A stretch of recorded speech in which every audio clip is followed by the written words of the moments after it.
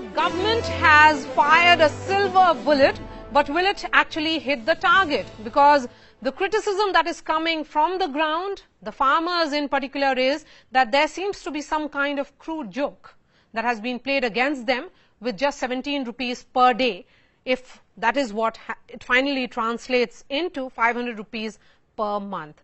Gaurav Chaudhary, is it coming too little too late? I would assume so. And given the fact that this has come 4 days after what Rahul Gandhi had said, promised on Monday, I think this is, I do not know to what extent this is going to address the structural problems that persist in Indian agriculture. And 6,000 rupees is not enough to cover for costs of inputs and fertilizers and seeds. Given the fact that we have had reports of farmer suicides because they have defaulted on loans to the extent of 3 lakh rupees on an average per farmer.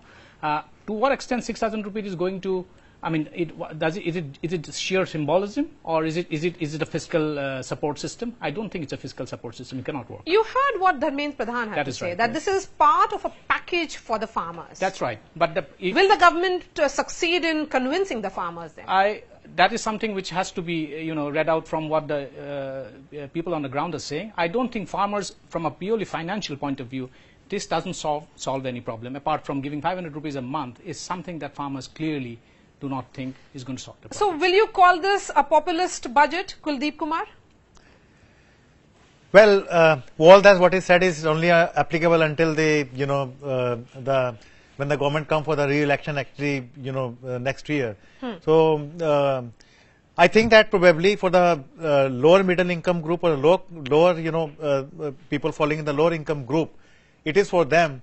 So, so that's it. I mean, I don't know. I mean, whether we call it a populist or that is what probably. So, are you of the opinion that the middle class has nothing in this budget for itself? Well, it is for middle class. It is little actually, other than giving exemption. For example, earlier the second house which used to be taxed, they have been given relief on that. But otherwise, the way the change has been done for this 5 lakh, it is only those taxpayers who are falling income below 5 lakh. They are going to benefit. Now, those who are having a taxable income of more than 5 lakh, they still need to pay tax on the income falling between 2.5 lakh to 5 lakh 5% slab. So they will still have to pay tax on that. Gaurav, the criticism again that the government doesn't seem to have worked out the maths properly. I'm looking at what the larger framework is, that the government spends 7,627 crores per day, it earns 5,418 crores per day, and the borrowing is 1,928. So, there are no new policies to perhaps increase the revenue for the government. Yeah, how will you look at that criticism? So, if you look at the broad numbers of the budget, and the devil, as they say, is always in the detail, 75,000 crore has been set aside for the farm income support scheme. And the government has actually deviated from its fiscal deficit roadmap. For 1920, it has set a fiscal deficit target of 3.4%, and from 2021, it has set a fiscal deficit target of 3%. It has to shave off 0.4 percentage points in 1 year, and also ensure it sticks to the 3.4 fiscal deficit target. But what the income support scheme for farmers does is actually mainstream the enormity of the fiscal problem of coming out with a universal basic income scheme. If you're giving 6,000 rupees per month to 12 crore farmers, and that is costing you 75,000 crore, you can imagine what an universal basic income will actually cost. So, then in that case, we can say that the opposition, when it talks about it, when Rahul Gandhi talks about it, then it's just tall promises. Absolutely. So, what it does, it actually quantifies the problem. 75,000 crore for 12 crore farmers, 6,000 rupees a year, not even a month. 6,000 rupees, the 500 rupees per month is costing 75,000 crore. Now, if this has to be extended to, say, half of India's population, you can imagine what the number would look like. No government can raise that amount of money. Okay, Kuldeep, the opposition, of course, will criticize every budget that we have seen, and that's what the opposition is supposed to be doing. But how do you look at this criticism that it's an interim budget and more like an election speech? And what exactly is a government which is 100 days before election supposed to be doing then? I think probably, had it been any government, probably they would have faced the same criticism. Absolutely. And why? Because, and remember that there were n number of times whether the Prime Minister or the Finance Minister were thanking the taxpayers the way, and then what they have done in the last 5 years when they were in the power, They have actually made them to count that they were the one who raised the basic exemption limit from 2 lakh to 2.5 lakh, or increasing the deduction for 80C from 1 lakh to 1,50,000 in 2014 when they came to the power.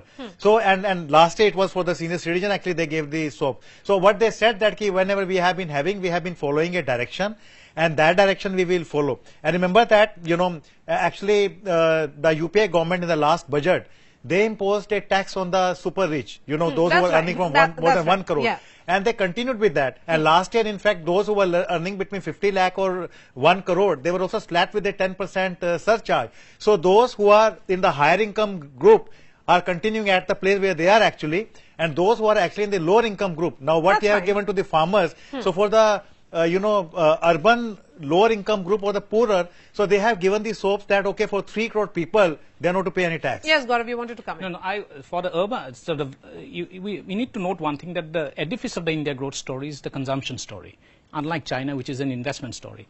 For the vast consuming millions of Indian middle class, there's not much in this budget. So there's not too much of money that's going to come into the pockets of Indian middle class, the salaried class, which is the most honest base of taxpayers, and they have also endured. The base of the taxpayers has increased. The base of taxpayers have increased only because there's a clampdown. There's a clampdown and tightening of rules. But for people who have honest taxpayers who have endured 2 policy shocks, one is demonetization, the other is GST, there's nothing in the budget. And the Prime Minister has said that this is a trailer, and after elections, India will be on the path to development. Gaurav, help me understand, how will the decision to give full tax rebate to taxpayers, having income below 5 lakh, actually benefit the government finance? No, it's not going to benefit the government finance. Essentially what they have done is that they have addressed a particular income class of people who belong to the lower income band. And so they haven't changed the tax rates or slabs. Only those people whose income are less than 5 lakh rupees are going to benefit from it. Anybody who earns more than 5 lakh rupees, the old rules will apply. Government doesn't benefit out of it. Government doesn't benefit fiscally out of it. But the government is hoping that 12,500 rupees, if anybody is saving out of this per year, some part of that will be spent. And that's going to trigger some kind of a consumption spending. But I doubt whether it's going to work out at the macro level. How will it affect the salaried class? It is not. It's only for those who are earning less than 5 lakh rupees. They'll earn about 12,500 rupees more per year. But beyond that, it has nothing for the salaried class. Okay. And what about this income transfer for farmers? Mr. Kuldeep, do you see this as a precursor for the universal basic income? Well, it is very difficult actually. It's very interesting to see how this will get roadmap. I mean, how the roadmap would be. Even if this is not enough, and when whether it's a minimum income guarantee which the Congress is talking about, how only time will tell that how they actually create a roadmap for that. I think the ultimate, you need to increase your collection where people need to pay more taxes or you have a more collection. Now on the unemployment, actually, it's already in a debate how many jobs have been created, how the things are happening. So even if a short while ago we were talking about that, for example, after demonetization, probably there was an increase in tax collection by 26%, last year it was 15%, this year also it is expected to be 15%. Now whether this is enough, I think the only hope is that the way the government has used the technology and the way they are focusing on the non-compliance, pieces, if that will actually bump up in terms of collection, that will actually allow them to spend more in the social sector. So will you say that there is nothing in terms of creation of jobs and employment in this budget? So far as so far as big policies are concerned, specific policies, there are no policies that has been announced in this budget that are aimed at creation of jobs. There has been no explicit specific projects that has been announced to create jobs. But one more thing that we need to note here is, bigger than the scheme of the income support for farmers is the scheme of pension for the urban poor. Okay. And that is something probably is going to set the pace for a more expansive social welfare scheme, launch of a more universal social welfare scheme for urban poor, the unorganized sector workers in India. That is something, I think it's a good beginning has been made. Lots being said in terms of whether the government has anything for the middle class, because less than 5 lakhs, because the government managers and the IT cell is going overboard to talk about how much and what will be the percentage of people who will be impacted by this. Yeah, so I mean it defines below 5 lakhs. So it depends on how you define the middle class. Okay.